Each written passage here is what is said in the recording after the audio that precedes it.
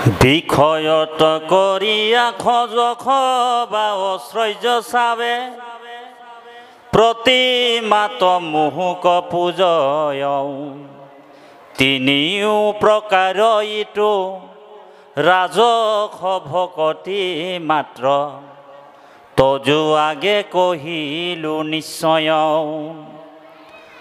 পাপ মূৰ হৌক নাশ ভগৱন্ত হৌক প্ৰীতি নহি অৱশ্যকে বিধি মানি ইতিনি প্ৰকাৰ ভক্তি কৰিলে সাত্বিক বুলি নিষ্ঠে মই কহিলো বখানি প্ৰতিমা পূজনয়াৰ ভেদ ভাৱ দৰিখন তিনিও সমান তাক কয় উত্তম মধ্যম ক্ৰমে তামসাধি ভক্তি মাজে তিনি তিনি মতে ভেদ হয়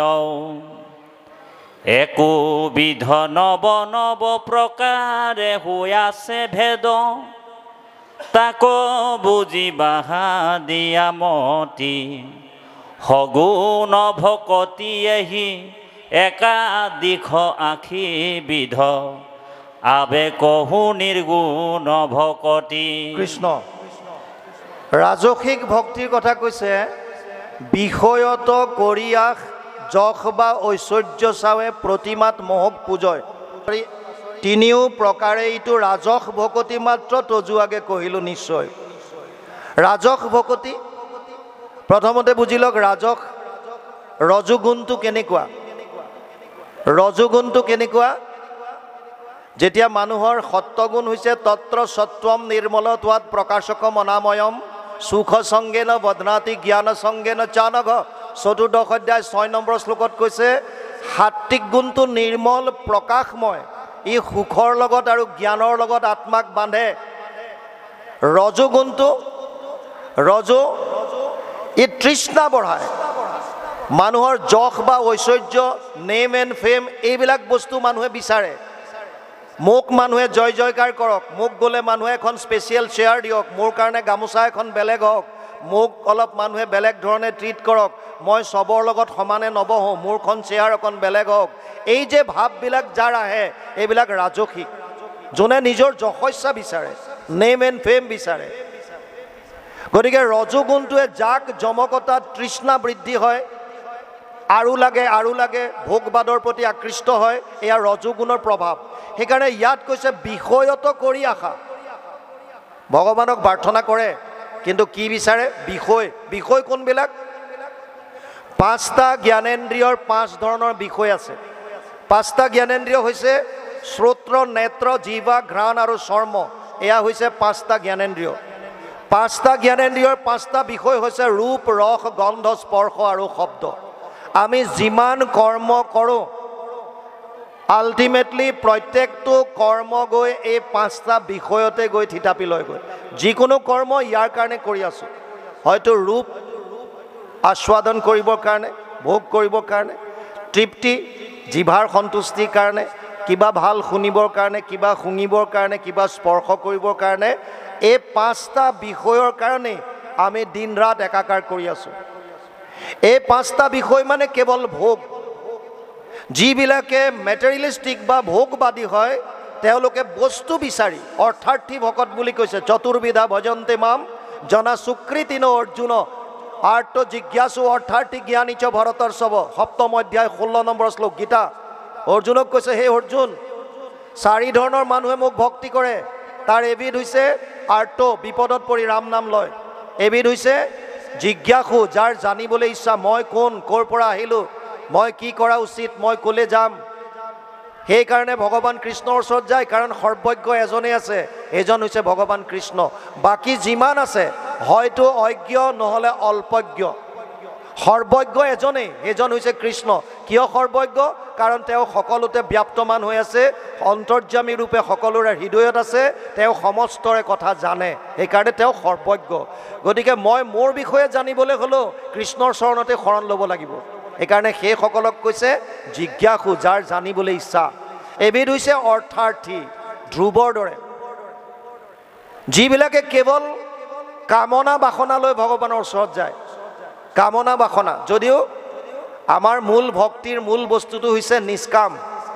সুতমুনিক যেতিয়া সুধিছিল যে কলিযুগৰ মানুহৰ কল্যাণ সাধনৰ মূল কৰ্মটো কি, তেতিয়া সুতমুনিয়ে প্ৰথমে কৈছিল সবেই পুংসাম পৰো ধৰ্ম যতো ভক্তিৰ অধোক্ষজে অহেতুকি অপ্ৰতিহত যেন আত্মা সম্প্ৰসিদ্ধতি। 1-2-6 প্ৰথম স্কন্ধ 2য় অধ্যায় 6 নম্বৰ শ্লোক ভাগৱত। তাত কৈছিল যে কলিযুগৰ মানুহৰ কল্যাণ সাধনৰ অৰ্থে কৰিবলগীয়া শ্ৰেষ্ঠ কৰ্ম কেৱল আৰু কেৱল কৃষ্ণত একান্ত ভক্তি।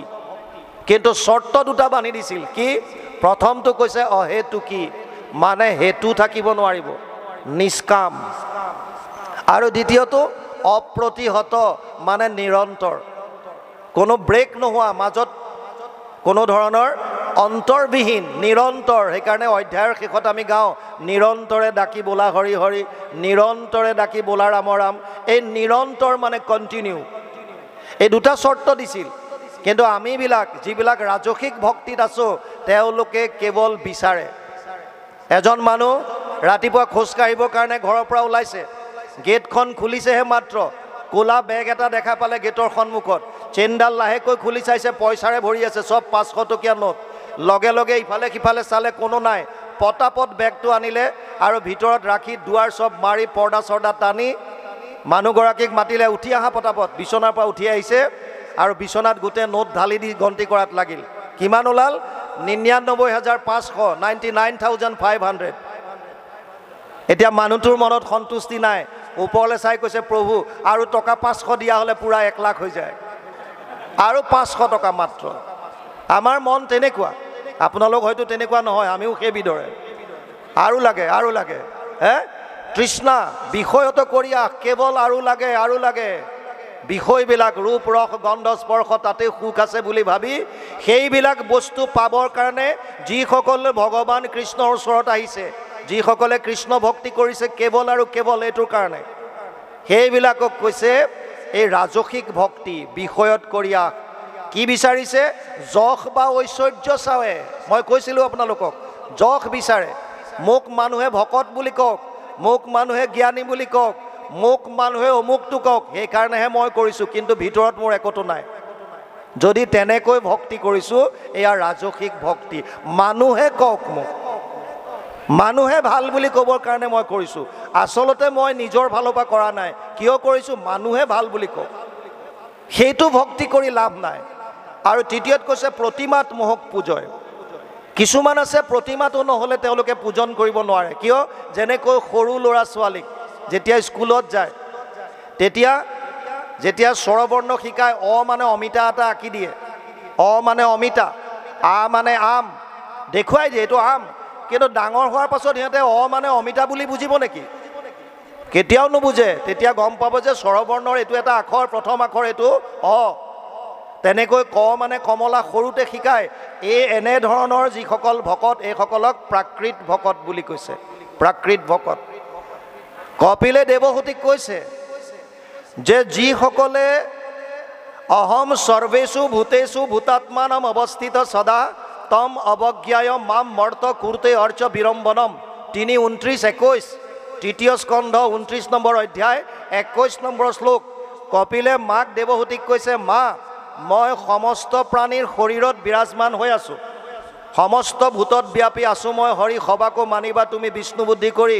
বৈকুণ্ঠ পয়ানত যিটো লিখিছে উদ্ধৱক কৃষ্ণই কৈ যোৱা কথাষাৰ গুৰুজনাই লিখিছে, ঠিক তেনেকৈ কপিলেও কৈছে সমস্ত ভূতত মই আছোঁ সৰ্বক্ষণে, মোহক অৱজ্ঞাতি কৰে যিটো জনে, বেদমন্ত্ৰে প্ৰতিমাত কৰয় অৰ্চন, নাহি তাৰ ফল কিছু সবে বিৰম্বন।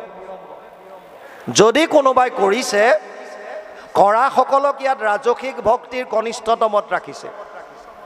যদি প্ৰতিমাত কৰিছে, তেওঁলোকক ভাগৱতে প্ৰাকৃত ভকত নাম দিছে, একেবাৰে কনিষ্ঠতম। এয়া ৰাজসিক ভক্তি। তাৰমানে ৰাজসিক ভক্তি তামসিকতকৈ অকণমান ওপৰত। কিয়? ইয়াত বেলেগৰ অন্যায়টো নাই। তামসিক ভক্তিত বেলেগ মানুহৰ অন্যায়টো আছে, কাৰোবাৰ মৎসৰতা বিচাৰিছে, বেয়াটো বিচাৰিছে, কাৰোবাক হিংসা কৰিব বিচাৰিছে, এইবিলাক বস্তু ইয়াত নাই। ইয়াত নিজক লাগে, নিজৰ বিষয় মোক ভোগ কৰিবলৈ লাগে, বিষয়ত কৰিয়াক যশ বিচাৰিছে, ঐশ্বৰ্য বিচাৰিছে, এয়া নিজত। ইয়াত বেলেগৰ অপকাৰটো নাই, কাৰণ ইয়াক মধ্যত ৰাখিছে। এতিয়া আছে সাত্বিক।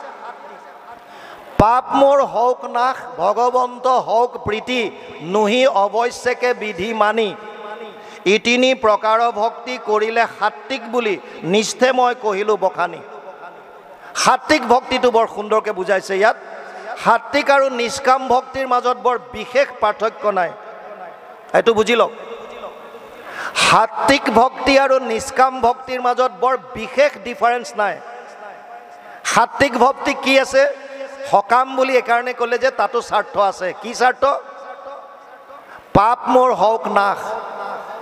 ভগৱানক প্ৰাৰ্থনা কৰিছে, হে প্ৰভু, যদি মোৰ দ্বাৰা কিবা পাপ হৈছে, অপৰাধ হৈছে, তেতিয়াহ'লে সেয়া ক্ষমা কৰিবা। আমি গায়ে থাকোঁ অপৰাধ বিনাশন মোৰ সম পাপী লোক, গায়ে থাকোঁ। এই যে পাপ নাশ হওক বুলি আমি যে প্ৰাৰ্থনা কৰি আছোঁ ভগৱানৰ ওচৰত, আপুনি সাত্বিক ভক্তিতে আছে যদি বাকী কামনা বাসনা নাই। মোৰ যদি অজানিতে ক'ৰবাত পাপ হৈ গ'ল, মই নজানতে কিবা কৰিলোঁ, কিবা এটা হৈ গ'ল, ইয়াৰ পৰা মোক এয়া ক্ষমা কৰা। এই পাপ মোৰ হওক নাশ বুলি ভগৱানক যোনে কৰিছে, এইটোক কৈছে সাত্বিক ভক্তি। পাপ মোৰ হওক নাশ। কিন্তু সাত্বিক ভক্তিৰো ই কনিষ্ঠতম। মই 3টা স্তৰ কৈছিলোঁ সাত্বিকৰ: উত্তম, মধ্যম, কনিষ্ঠ। ইয়াত পাপ মোৰ হওক নাশটো আহিছে কনিষ্ঠতমত। দ্বিতীয়টো কি? ভগৱন্ত হওক প্ৰীতি, ভগৱানে মোক ভাল পাওক। মই ভক্তি কৰিছোঁ, মোক ভগৱানে ভাল পাওক। ভগৱানে কেতিয়া ভাল পাব আপোনাক? কেনেকৈ ভক্তি কৰিলে? অকল গুৰুগৃহত সোমাই আপুনি ৰাতিপুৱা সন্ধিয়া গুৰু সেৱা যিটো আমাৰ নিয়ম বান্ধি দিছে সেইটোতো আমি কৰিমেই, কিন্তু সেইটোৱে ভক্তি নহয়। গীতাত কৈছে অদ্বেষ্টা সৰ্বভূতানাম মৈত্ৰ কৰুণ এবচ নিৰ্মম নিৰহংকাৰ সম দুঃখ সুখ ক্ষমী সন্তুষ্ট সততাম যোগী যততাম দৃঢ় নিশ্চয় ময়ো অৰ্পিত মনোবুদ্ধিৰ যো মদ ভক্ত সমে প্ৰিয়। 12 অধ্যায় 13 আৰু 14 নম্বৰ শ্লোক গীতা। তাত কৈছে, হে অৰ্জুন, যিজন অদ্বেষ্টা সৰ্বভূতানাম, সমস্ত প্ৰাণীৰ প্ৰতি যিজনৰ মনত তিল মানো দ্বেষ ভাৱ নাই, আপুনি ভগৱানে ভাল পাবৰ কাৰণে কি কেনেকৈ ভক্তি কৰিব? কোনো প্ৰাণীৰ প্ৰতি মনত বেয়া ভাৱ আনিব নোৱাৰিব। নাম্বাৰ 1, অদ্বেষ্টা সৰ্বভূতানাম। মাজতে 3টা বগীত ভেকুলী ছাপ্লাই দিছিল চাইনালৈ। 2টা বগী পুৰা একদম ফুল বন্ধ, এটা খোলা। আগতে য'ত কয়লা চয়লা পঠায়, কাঠৰ লক্সবিলাক পঠায় যে, অ'পেন বগী থাকে নহয় এই গুডছ ট্ৰেইনবিলাকত, মালগাড়ীবিলাকত, তেনেকুৱা এটাত ভেকুলী এটা পুৰা এটা বগী ফুল কৰি পঠিয়াইছে আৰু 2টা পুৰা বন্ধ। কেইটামান ষ্টেচন যোৱাৰ পাছত ৰেলৱে ইনস্পেক্টৰ এজনে চালে আৰু চেক কৰি পালে যে 2টা বাৰু বন্ধ বগীত পঠিয়াইছে, ঠিক আছে, ইয়াতো চাইনা গুচি যাব। কিন্তু এই যে খোলা বগীত যে পঠালে, ইয়াৰ ভেকুলীবিলাক দেখোন চব জঁপিয়াই জঁপিয়াই ওলাই চব গুচি যাব, এটাও চাইনা নাপায়। এইকাৰণে লগে লগে ফোন কৰিলে, আপোনালোক ইমান কেয়াৰলেছ, এনেকৈ কিয় পঠাইছে? আৰু উত্তৰ আহিল যে চিন্তা কৰিবলগীয়া একো নাই। বোলে কিয়? এয়া যিখিনি ভেকুলী আমি অ'পেন বগীত পঠাইছোঁ, এয়া চব অসমৰ ভেকুলী। তেতিয়া ইনস্পেক্টৰজনে সুধিলে, অসমৰ ভেকুলীৰ বিশেষত্ব কি? কৈছে, এটা যদি অকণমান ওপৰলৈ উঠিব বিচাৰে, 2টাই ভৰিত ধৰি তললৈ। আমাৰো একে গতি। আপোনাৰ গাঁৱত যদি কোনোবা এগৰাকীয়ে দিহানাম ভালকৈ গাব পাৰিছে, কোনোবাই যদি বিহুৱা দল এটা উলিয়াইছে, কোনোবাই যদি ফুটবলত ভাল টীম এটা উলিয়াই খেলিবলৈ গৈছে, কেনেকৈ পিছফালৰ পৰা তাক টানো, কেনেকৈ অপমান কৰোঁ, কেনেকৈ তেওঁক দমাই ৰাখিব পাৰোঁ, এইবিলাক হৈছে আমাৰ মনৰ ভাৱ। আৰু তাৰ পাছতো যদি কওঁ যে আমি ভকত, তেতিয়াহ'লে লাভ নাই। ভকত হ'বৰ কাৰণে আপোনাৰ আচৰণত শুদ্ধতা লাগিব। নাম্বাৰ 1, আপুনি যিমান বাহ্যিক ক্ৰিয়া নকৰক কিয়, মনত যদি শুদ্ধতা নাই, আপুনি ভকত হ'ব নোৱাৰে। চিধা কথা। এইটো যোনে যেনেকৈ নকওক, আপুনি কিমান নাম গাব জানিছে, কিমান ভাগৱত ক'ব পাৰিছে, কিমান কিবা কৰিব পাৰিছে, সেইটো পিছৰ কথা। সমস্ত প্ৰাণীৰ প্ৰতি যদি মনত অদ্বেষ্টা দ্বেষ ভাৱ যদি আপোনাৰ অন্তৰত যেতিয়ালৈকে নাই, তেতিয়াহে আপুনি হ'ব পাৰিব। যদি দ্বেষ আছে, বেলেগক যদি বেয়া পায়, তেতিয়াহ'লে কিহৰ ভকত? কেনেকৈ ভকত হ'ব পাৰিব? কেনেকৈ হ'ব পাৰিব? সেইকাৰণে প্ৰথমটো কোৱালিটি ভগৱান কৃষ্ণই অৰ্জুনক কৈছে, অদ্বেষ্টা সৰ্বভূতানাম। দ্বিতীয় কৈছে মৈত্ৰেয় কৰুণ এবচ মিত্ৰ। চাওক মিত্ৰৰ কথাটো এনেকুৱা,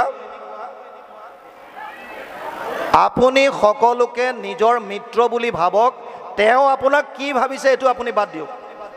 যদি এইটো ভাব আছে, আকৌ শুনক, আপুনি তেওঁক নিজৰ মিত্ৰ বুলি ভাবি তেওঁৰ হিতাৰ্থে কাম কৰে, তেওঁ আপোনাৰ হকে কি কৰিছে নকৰিছে এইটো আপোনাৰ লুকআউট নহয়, আপুনি এইটো চিন্তা কৰিব নালাগে। সেইজন মিত্ৰ, সেইটো ভাৱ মনত আনিব দিছে, মই মোৰ কৰ্তব্যখিনি কৰিম, মই সমস্ত প্ৰাণীৰ ভালটো চিন্তা কৰি কৰ্ম কৰিম। যদি এই ভাৱটো লৈ আপুনি কৰিছে, কৰুণ ভাৱ আছে, সকলোৰে প্ৰতি সুহৃদ ভাৱ আছে, তেতিয়াহ'লে আপুনি মৈত্ৰতা আচৰণ কৰিছে। দ্বেষ্টা সৰ্বভূতানাম মৈত্ৰ কৰুণ এবচ নিৰ্মম নিৰহংকাৰ। মই আৰু মোৰ বুলি গৰ্ব নকৰা। মই নথকা হ'লে এইটো নহয়। এই অনুষ্ঠানটো কোনে কৰিলে? মই। এই মইটো নথকা আৰু মোৰ, তোৰ কিটো আছে? মোৰ অমুক অমুক অমুক অমুক, মই অমুকত, মোৰ অমুক সম্পত্তি, মোৰ অমুক, এই মোৰবিলাক। মই আৰু মোৰ বুলি যোনে গৰ্ব কৰা বাদ দিলে, কিয়? যি পাইছোঁ ইয়াত পাইছোঁ সকলোখিনি ঈশ্বৰৰ, মোৰ নিজৰ বুলি একো এটা নাই। যেতিয়া আমি যাম লগত আমি একোটো নিব নোৱাৰোঁ। এজন ৰজাৰ 4গৰাকী পত্নী আছিল। ডাঙৰজনীৰ নাম হৈছে কায়া, দ্বিতীয়জনীৰ নাম হৈছে কাঞ্চন, তৃতীয়জনীৰ নাম হৈছে কামিনী আৰু চতুৰ্থগৰাকী পত্নীৰ নাম আছিল কৰুণা। ৰজাই আটাইতকৈ বেছি ভাল পাইছিল ডাঙৰগৰাকীক, কায়াক। সেইকাৰণে যিমান যুদ্ধ বিগ্ৰহ কৰি ধন সোণ লুটি আনে তাৰ বেছিভাগ তেওঁ ডাঙৰগৰাকী পত্নীক সজাওঁতে পৰাওঁতে খৰচ কৰে। সুন্দৰ সুন্দৰ অলংকাৰ আনি দিয়ে, বস্ত্ৰ আনি দিয়ে, মেকআপৰ বস্তু আনি দিয়ে। আজিকালি যেনেকৈ কি কয় এইটো পাৰ্লাৰত গ'লে 800, 900, 1000, 1200, 1500 কিমান কিমান লৈ লয় সেইবিলাক। গতিকে সেই যিমান সজাওঁতে পৰাওঁতে পইচা লগাইছে ক'ত? কায়াৰ ওপৰত, কায়া। দ্বিতীয়গৰাকী হৈছে কাঞ্চন। কেতিয়াবা কিছুমান অনুষ্ঠানত যাবলগীয়া হ'লে কাঞ্চনক লগত লৈ যায়। কায়াতকৈ অকণমান কম, কিন্তু হ'লেও কাঞ্চনক তেতিয়া নিয়ে যেতিয়া ক'ৰবাত কিবা অনুষ্ঠান প্ৰতিষ্ঠান হয়, তালৈ কাঞ্চনক লৈ যায়। তৃতীয়গৰাকীৰ নাম হৈছে কামিনী। মিতিৰ কুটুমৰ ঘৰত যেতিয়া কেতিয়াবা কিবা উৎসৱ পাতে, সবাহ আদিত যাবলৈ হ'লে তেতিয়া কামিনীগৰাকীকো লগত নিয়ে। কিন্তু অতি দুৰ্ভাগ্যৰ কথা, যিগৰাকী চতুৰ্থ পত্নী কৰুণা, ৰজাই এদিনো কৰুণালৈ চকু তুলি নাচায়, মাত এষাৰো দিয়াৰ সময় নাই। কৰুণাক দেখিবই নোৱাৰে, কৰুণাৰ ফালে চাবলৈ সময় নাই। আটাইতকৈ প্ৰেম কায়া, তাৰ পাছত কাঞ্চন, তাৰ পাছত কামিনী আৰু কৰুণাৰ প্ৰতি সময় নাই। দিন বাগৰিল আৰু সময় আহিল, এদিন মৃত্যুৰ সময় আহি গ'ল। কাৰণ মৃত্যু সকলোৰে আহিবই। জাতস্য হি ধ্ৰুৱ মৃত্যু ধ্ৰুৱ জন্ম মৃতস্য চ তস্মাৎ পৰিহাৰ্য অৰ্থে নাত্বম সূচিতুম অৰ্হসি। গীতা 2য় অধ্যায় 27 নম্বৰ শ্লোক। অৰ্জুনক কৈছে, হে অৰ্জুন, জন্ম ল'লে মৃত্যু আছে, ইয়াৰ পৰা হাত কোনো সাৰিব নোৱাৰে, সেইকাৰণে শোক কৰি লাভ নাই। কিন্তু ৰজাজন যেতিয়া মৃত্যু আহিল তেতিয়া তেওঁ গম পাইছে যে মই আৰু বেছি সময় জীয়াই নাথাকোঁ। যিবিলাকৰ নৰ্মেল মৃত্যু হয়, প্ৰাকৃতিক মৃত্যু যেতিয়া যাক কয়, যদি কোনোবা অকস্মাত দুৰ্ঘটনা নহয় তেতিয়া তেওঁলোকে কিবা এটা অনুমান কৰে যে মই আৰু বেছি সময় জীয়াই নাথাকোঁ, সেইকাৰণে নিজৰ ল'ৰা ছোৱালীক মাতে, পত্নীক মাতে, ক'বলগীয়া কথা বতৰা কয়। কিন্তু আটাইতকৈ ডাঙৰ ঘটনা, মৃত্যুৰ সময়ত বোলে 1000 বিচ্ছুৱে দংশন কৰিলে যিমান বিষ হয় সিমান বিষ এজন মানুহে অনুভৱ কৰে। সেইকাৰণে মৃত্যুৰ প্ৰাক মুহূৰ্তত প্ৰায়বিলাক মানুহ চেঞ্চলেছ হৈ যায়, ক'ব নোৱাৰা হয়, অচেতন হৈ থাকে। কিয়? এই বিষটোৰ কাৰণে, অতি মাৰাত্মক বিষ হয়। এতিয়া ৰজাই গম পাইছে যে মই আৰু বেছি সময় জীয়াই নাথাকোঁ, তেওঁ ভয় কৰিছে। ভাবিলে মোৰ জীয়াই থকা অৱস্থাত যিহেতুকে মই কায়াক ইমানকৈ টকা পইচাৰে দি অলংকাৰ কাপোৰ কানিয়ে সজাই আছিলোঁ, গতিকে কায়া নিশ্চয় মোৰ লগত মৃত্যুৰ সময়ত যাব। সেইকাৰণে কায়াক মাতিলে আৰু কায়াক ক'লে যে, কায়া, মই গম পাইছোঁ যে মই বেছি সময় জীয়াই নাথাকোঁ আৰু মোৰ অকলে যাবলৈ ভয় লাগিছে, তুমি মোৰ ওচৰত থাকা, মোৰ লগত তুমি যাব লাগিব। কায়াই কৈছে, ধাত, মই কিয় যাম? তোমাৰ মৃত্যু আহিছে, তুমি যোৱা, মই তোমাৰ লগত যাব নোৱাৰোঁ। ৰজাই বৰ দুখ পালে। তুমি তেনেকৈহে ক'লানে? গোটেই জীৱনটো তোমাৰ কাৰণে মই কষ্ট কৰিলোঁ, অন্যায়ভাৱে হওক অনীতিভাৱে হওক যুদ্ধ কৰি হওক যেনেকৈ হওক টকা পইচা আনি তোমাক মই সজালোঁ পৰালোঁ তোমাক খোৱালোঁ, আজি মোক যেতিয়া তোমাৰ প্ৰয়োজন হৈছে তুমি ডাইৰেক্ট না ক'লা। ভাবিলে কাঞ্চন যাব নেকি, কাঞ্চনক মাতিলে, হেৰা কাঞ্চন শুনিছা বাইদেউৰ কথা, ইমানকৈ তোমালোকতকৈ বেছি মৰম কৰিছিলোঁ আৰু আজি মোক একে আশাৰে কৈ দিলে যে মই তোমাৰ লগত নাযাওঁ। কাঞ্চন তুমিতো মোৰ লগত যাবা? কাঞ্চনে ক'লে মহাৰাজ মইতো নাযাওঁৱেই, মই আপোনাৰ মৃত্যুলৈ মাত্ৰ বাট চাই আছোঁ। আপোনাৰ মৃত্যু হোৱাৰ লগে লগে মই বেলেগলৈ পলাই গুচি যাম, মই কেৱল আপোনাৰ মৃত্যুলৈ বাট চাই আছোঁ। যিদিনাই মৃত্যু হ'ব যেতিয়াই মৃত্যু হ'ব মই আপোনাক তৎক্ষণাত বাদ দি বেলেগলৈ পলাই যাম। ৰজাই আৰু দুখ পালে, ৰজাই তৃতীয়গৰাকী পত্নীক মাতিলে, কামিনী। কামিনী আহিল, কামিনীক ক'লে শুনিছানে তুমি মোৰ লগত যাবা? দুজনী বাইদেউৰাইতো মানা কৰি দিলে। কামিনীয়ে ক'লে হয় মহাৰাজ মই আপোনাৰ লগত যাম, কিন্তু শ্মশানলৈকে। মানে আপোনাক ইফালে চিতাত উঠাব ময়ো ঘৰলৈ গুচি আহিম। বোলে এইটো কি যোৱা হ'ল? কৈছে তাতকৈ বিশেষ মই কৰিব নোৱাৰিম। এতিয়া চতুৰ্থগৰাকীক কেনেকৈ সোধে? কাৰণ জীয়াই থাকোঁতে কোনোদিন চতুৰ্থগৰাকীক মাত এষাৰ দি নাপালে। চতুৰ্থগৰাকী পত্নী কৰুণা নিজে নিজে আগবাঢ়ি আহিছে আৰু আহি পেলাই মহাৰাজক ক'লে, স্বামী হে মহাৰাজ মোক এবাৰ সুধি চোৱা, কিজানি মই তোমাৰ লগত যাবলৈ সাজু হওঁ বা। ৰজাই ক'লে কেনেকৈ সুধিম? জীয়াই থাকোঁতে তোমাক মই মাত এষাৰ দি নাপালোঁ, তোমাৰ ফালে চাই নাপালোঁ, তোমাৰ নাম লৈ নাপালোঁ, আৰু এতিয়া মই কেনেকৈ ক'ম তোমাক? কৰুণাই ক'লে ক'ব নালাগে, কিন্তু তুমি মোক মৰম কৰা নকৰা পিছৰ কথা, মই কিন্তু তোমাক লগ এৰা নিদিওঁ, মই তোমাৰ লগত যাম। কোনে কায়া, কোনে কাঞ্চন, কোনে কামিনী, কোনে কৰুণা? কায়া হৈছে আমাৰ শৰীৰটো, আমি এই শৰীৰটোক সজাব পৰাবৰ কাৰণেই আশা পাশা সতেৰ বদ্ধ কামক্ৰোধ পৰায়ণ ইহন্তে কাম ভোগাৰ্থম অন্যায়ন অৰ্থ সঞ্চয়ন। ষষ্ঠাদশ অধ্যায় 12 নম্বৰ শ্লোক গীতা। অৰ্জুনক কৈছে, হে অৰ্জুন, আশাৰ পাশত বন্দী হৈ মানুহে দুৰ্নীতিৰ দ্বাৰা টকা সংগ্ৰহ কৰে, কিহৰ কাৰণে? এই শৰীৰটোক আৰাম দিবৰ কাৰণে। কিন্তু মৃত্যুৰ সময়ত এই শৰীৰ ইয়াতে পৰি থাকিব, বিষ্ঠা পলু চাই ইয়াৰ শেষ অৱস্থা 3টা। গতিকে কায়া হৈছে আমাৰ শৰীৰটো। কাঞ্চন, কাঞ্চনৰ অৰ্থ হৈছে সোণ। আগতে ধন টকা পইচা সুবৰ্ণৰ আছিল। কাঞ্চন শব্দটোক ধন টকা পইচা সম্পত্তিৰ লগত তুলনা কৰিছে। আমাৰ নামত আপোনালোকৰ নামত যিমান ধন টকা পইচা বেংক বেলেঞ্চ সম্পত্তি আছে, আপোনাৰ মৃত্যুৰ লগে লগেই সেইটো আপোনাৰ নমিনীলে উত্তৰাধিকাৰীলে ট্ৰেন্সফাৰ হৈ যাব। তাৰমানে আপোনাৰ নামত একো নাথাকে, এইটো হৈছে বেলেগলৈ পলাই যোৱা, মৰিবলৈ বাট চাই থকা। কাৰণ আপুনি যোৱাৰ লগে লগে আপোনাৰ নামত থকা ধন টকা পইচা সম্পত্তি হয়তো আপোনাৰ পত্নী, আপোনাৰ স্বামী, আপোনাৰ সন্তান তেওঁলোকলৈ ট্ৰেন্সফাৰ হৈ গুচি যাব। সেইকাৰণে কাঞ্চনে কৈছে মই কেৱল আপোনাৰ মৃত্যুলৈ চাই আছোঁ, মৃত্যু হোৱাৰ লগে লগে বেলেগলৈ পলাই গুচি যাম। তৃতীয় হৈছে কামিনী, কামিনী। কামিনী হৈছে মিতিৰ কুটুম, আমাৰ গাঁৱৰ মানুহ। মিতিৰ কুটুম গাঁৱৰ মানুহবিলাকে এজনৰ মৃত্যু হ'লে শ্মশানলৈকে যায় আৰু খুচি কাটি ডেড বডিটো তেওঁলোকে জ্বলাই দাহন কৰে, আলোচনা কৰে। বেচেৰাটো বৰ ভাল আছিল, বিপদে আপদে সহায় কৰিছিল, বৰ দুখ লাগিছে সি যোৱাৰ কাৰণে, বিৰাট কষ্ট পাইছোঁ। কিন্তু ঘৰলৈ আহি পত্নী ক'ব, হেৰা শুনিছা, ৰাতিপুৱাৰ পৰা চাহ একাপ খাবলৈ পোৱা নাই, অকণমান ভালকৈ চাহ একাপ বনাই দিয়া, সেইটো চেছ, তাতে দুখ, তাতে চেছ।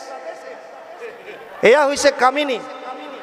আৰু কৰুণা, যাক আমাৰ জীৱন্ত অৱস্থাত চাবৰ কাৰণে সময় নাই, মাত এষাৰ দিবলৈ সময় নাই। এই কৰুণা হৈছে ভগৱান পৰমাত্মা, যি আত্মাৰ লগত যায়। আপুনি যলৈকে যাওক, আপুনি যিয়ে শৰীৰ ধাৰণ কৰক, আপোনাৰ লগে লগে ফুৰিব এজনেই।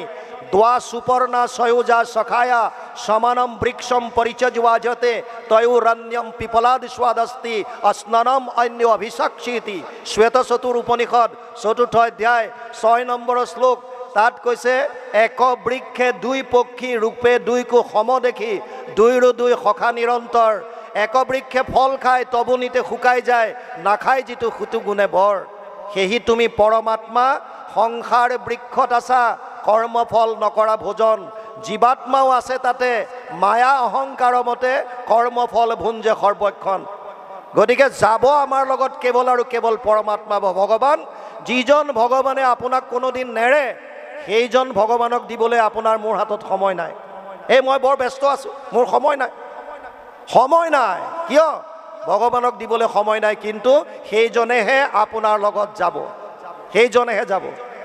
সেইকাৰণে ভগৱানৰ প্ৰীতি সাধনৰ কাৰণে গীতাত কৈছে অদ্বেষ্টা সৰ্বভূতানাম মৈত্ৰ কৰুণায় বচ নিৰ্মম নিৰহংকাৰ।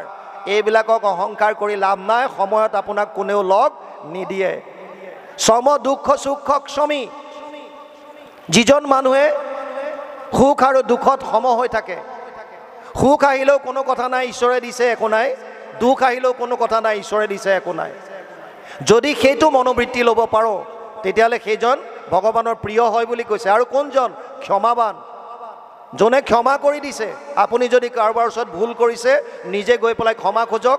যদি কাৰোবাক ক্ষমা কৰিবলগীয়া আছে তেতিয়াহ'লে ক্ষমা কৰি দিয়ক, মনত কাৰো প্ৰতি দ্বেষ ভাগ পুহি নাৰাখিব। আৰু কোনজনক ভগৱানে ভাল পায়? সন্তুষ্ট সততাম যোগী যততাম তীৰ নিশ্চয়।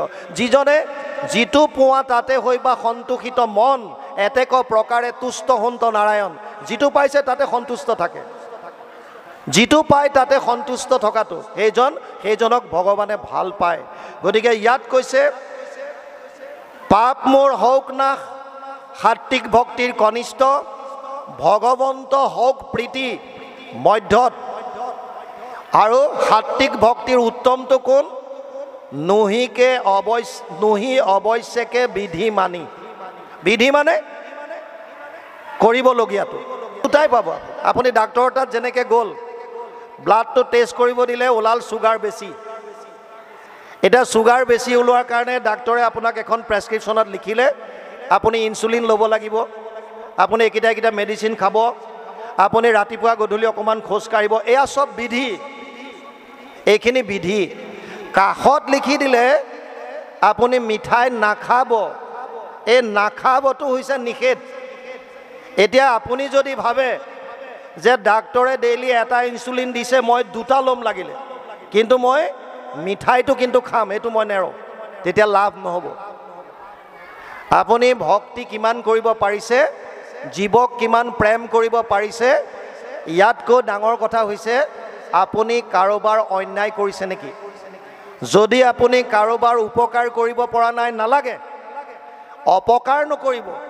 যদি আপুনি পুণ্য অৰ্জন কৰিব পৰা নাই, বাদ দিয়ক, পাপ নকৰাকৈ থাকিবলৈ চাওক। যদি এই কথাকেইটা আমি গম পাই লওঁ তেতিয়াও আপুনি বহুতখিনি নিজকে ভগৱানৰ কাষলৈ লৈ যাব পাৰিব, ভগৱানে আপোনাক ভাল পাব। এইকাৰণে কৈছে সাত্বিক ভক্তিত পাপ মোৰ হওক নাশ ভগৱন্ত হওক প্ৰীতি নুহি অৱশ্যকে বিধি মানি। যিসকলে মোৰ কৰ্তব্য বুলি ভাবি ভগৱানক ভক্তি কৰিছে। মানুহৰ জন্ম ল'লোঁ যেতিয়া আমাৰ প্ৰধান কৰ্তব্য কি? মানুহৰ জন্ম সফল কৰাৰ প্ৰধান উপায় কি? মহাপুৰুষ মাধৱদেৱে শৰণ বস্তুত কি লিখিছে? হৰিৰ চৰণে শৰণ লৈলোঁ এ হৰি নাৰায়ণ, মানৱী জনম সফল কৰিলোঁ এ হৰি নাৰায়ণ। লিখা আছে, আমি সদায় গাই আছোঁ। মানৱী জনম সফল কৰাৰ উপায় দিছে হৰিৰ চৰণে শৰণ লোৱা, ভগৱানক ভাল পোৱা। আৰু গুৰুজনাই বেদস্তুতিত লিখিছে কীৰ্তনত, মনুষ্য শৰীৰ পাই যিটো নৰগণ নকৰে তোমাৰ যদি শ্ৰৱণ কীৰ্তন, বিফলে জনম গৈলা ভৈলা সৰ্বনাশ, জীৱন্ততে মৰা সিটো ভাথিৰ নিচাস। এই লোহাশালত যিডাল ফোচ ফচাই থাকে উশাহ ল'ব, হাৱাটো দিবৰ কাৰণে, আমাৰ শ্বাস প্ৰশ্বাসো তেনেকুৱা, জীৱন্ততে মৃতকৰ দৰে। যদি আমি ঈশ্বৰৰ নাম লোৱা নাই, যদি আমি ঈশ্বৰক ভাল পাবলৈ শিকা নাই। কিন্তু ডাঙৰ কথা, ঈশ্বৰক ভাল পোৱাটো এই আচৰণখিনি লগত আনিব লাগিব। কিয়? কাৰণ ঈশ্বৰ সমস্ত ভূতত ব্যাপ্তমান হৈ আছে। আপুনি কেৱল গুৰুগৃহত থাপনাত থকাজনে ঈশ্বৰ বুলি ভাবি বাকীবিলাকক যদি সামান্য জ্ঞান কৰে, তুচ্ছ জ্ঞান কৰে, তেতিয়াহ'লে আপোনাৰ আৰু কৰ্মকাণ্ডৰ মাজত কোনো পাৰ্থক্য নাই। আমাৰ ধৰ্মৰ মূল বস্তুটোৱে হৈছে সমস্ত ভূতত ব্যাপী আছোঁ মই হৰি, সবাকো মানিবা তুমি বিষ্ণু বুদ্ধি কৰি। আৰু কপিলেও মাকক সেইটোৱে কৈছে, অহম সৰ্বেষু ভূতেষু ভূতাত্মানম অৱস্থিত সদা তম অৱজ্ঞায় মাম মৰ্ত কুৰুতে অৰ্চ বিৰম্বনম। মই সমস্ত প্ৰাণীৰ শৰীৰত বিৰাজমান হৈ আছোঁ। মোক বাদ দি যদি কেৱল প্ৰতিমাত যদি কোনোবাই সেৱা কৰি আছে তেতিয়া এইটো কেৱল বিড়ম্বনৰ কথা। এতিয়া এনেকৈ ইয়াত কৈছে প্ৰতিমা পূজন আৰু ভেদভাৱ দৰিখন তিনিটো সমানাক কয়, উত্তম মধ্যম ক্ৰমে তামসাদি ভক্তি মাজে তিনি তিনি মতে ভেদ হয়। তাৰমানে ভক্তি যোগৰ কথাটো পুনৰ কৈ দিছোঁ। ভক্তি প্ৰথমতে দুবিধ, নিষ্কাম ভক্তি, সকাম ভক্তি। সকাম ভক্তিক প্ৰথমতে তিনিটা ভাগ কৰিছে, সাত্বিক, ৰাজসিক, তামসিক। প্ৰত্যেকৰে তিনিটাকৈ ভাগ আছে, উত্তম মধ্যম কনিষ্ঠ। আৰু এই তিনিওটাৰে আকৌ নৱবিধকৈ সাধন ক্ৰিয়া আছে। গতিকে ৩ ৯ ২৭, ২৭ বিধ তামসিক, ২৭ বিধ ৰাজসিক আৰু ২৭ বিধ সাত্বিক। ২৭ ৩ গুণ ৮১। গতিকে ইয়াত কৈছে সেইকাৰণে একবিধি নৱ নৱ প্ৰকাৰে হৈ আছে ভেদ, তাক বুজি বাহা দিয়া মতি সগুণ ভকতি এহি একাধিক ৮০ বিধ। ১ অধিক ৮০ তাৰমানে ৮১। সেইকাৰণে ভক্তি যুগত সকাম ভক্তি ৮১ বিধ বুলি কোৱা হয়। এই ৮১ বিধৰ ভাগটো ভাগৱতে এনেকৈ কৈছে।